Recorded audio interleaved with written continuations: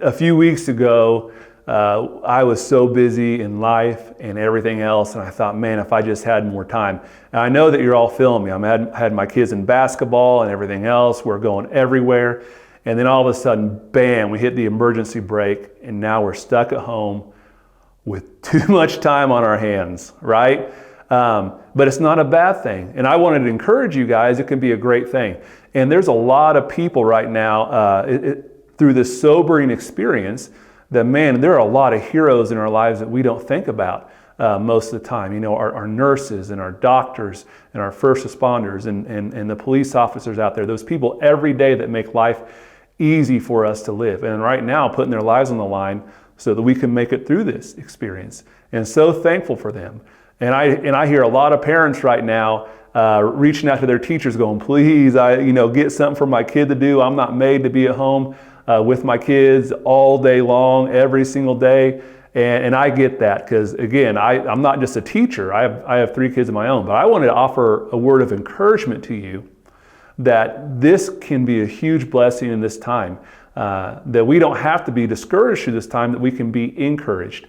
And I pray that we continue to encourage each other as a church family. But I wanted to read for our verse this week, Proverbs 22, verse 6. And I know you've all heard this before. It says, train up a child in the way he should go. Even when he is old, he will not depart from it.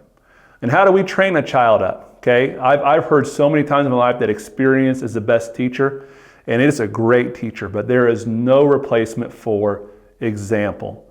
You lead by example and you teach by example in your own household. So how do we train our children up during this time? As Christians, we raise them up in the word of the Lord. And I know for a lot of us, we go, well, how do I do that? I don't know a lot about the Bible. Well, just open it up. Approach it with an attitude of humility and gratitude and grace. Just be obedient, and God will take care of the rest. But open up the Bible with your kids. Go through it with them. And this isn't just good wisdom for our parents at home with little kids. It's good wisdom for parents with adult kids. What do? Well, maybe you need to make a phone call to one of your grown-up kids and mend a relationship. Do that with humility. Do it by example. Well, what if I don't have kids at home? Well, again, example's the best teacher. We have a lot of people right now that are looking for hope in this time.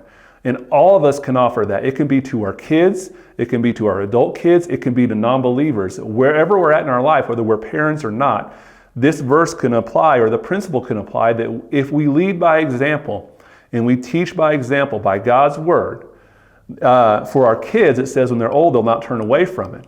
But God will honor that, and He will bless us through that and encourage us through it. So I just want to offer you this Wednesday a word of encouragement that I know we're stuck at home, but there's still so much work that we can do for the Lord in raising our own kids, in reaching out and encouraging each other, and being a light to non-believers. Church family, we love you. We miss you. Continue to reach out and encourage each other. Have a great Wednesday.